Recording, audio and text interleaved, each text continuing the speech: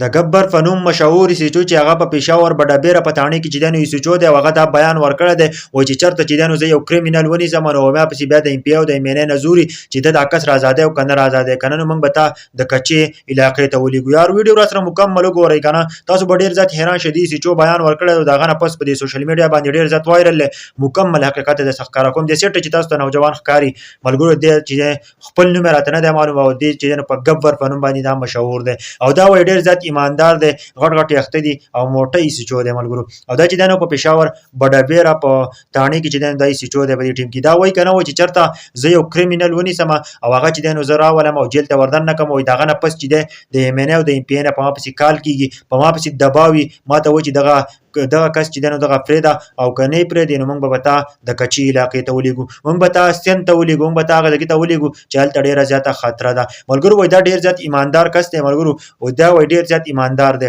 وایي چې چېرته دا یوې تاڼې ته لاړ شي په هغه تاڼې کې دا وي که نه نو هلته چې دی نو کرایم هم کمیږي جرمونه هم کمیږي خلک بیا جرمونه نه کوي د دې دومره ایماندار دی. او دی اوس دا بیان ورکړی دی او ټول خلک یې حیران کړی دی که چېرته د ایم این اې او ایم پي این اې په چا پسې زوري نو هغه چېرته هم داسې بیان نه ورکوي لکه دې ګبر چې کم بیان ورکړی دی او داسې قسمه بیان نه پس چې دی نو هغه انسان کم حال وي نو هغه بیا تاسو ته پته ده ملګرو. اوس دا سیچو چې دی نو دی بیان ورکړی دی دا ډېر زیات ایماندار دی او ډېره ښکلې خبره یې کړله. عام طور باندې ایم پي او ایم این اې چې دی نو هغه خو خامخا چې هغه ته څوک وایي د هغه خپل کس نو هغه چې دی نو هغه خامخا د جیل نه راوباسي هغه سره چې دی نو اختیارات وي. خو بل دا چې دا سیچو چې دی نو دا هم ایماندار دی او چې کم سړی کرایم وکړي جرم وکړي په کار چې هغه ته سزا میلاو شي. او بل طرف ته ایم پي او ایم این اېګان دي چې هغه د خپل کس خیال ساتي و چې دا دي بهر ته راوځي. نو دا اوس دې ګبر دا بیان ورکړی دی او ټول خلک چې دی نو حیران کړی دی چې وایي زه چېرته چې دی نو یو کرمینل ونیسم او هغه زه جیل ته دننه کړم وایي د هغه نه پس چې دی نو ما پسې کارونه کېږي د ایم پي او د ایم این اې د طرفې چې ته دا کس ریلیز کړه دا کس رها کړه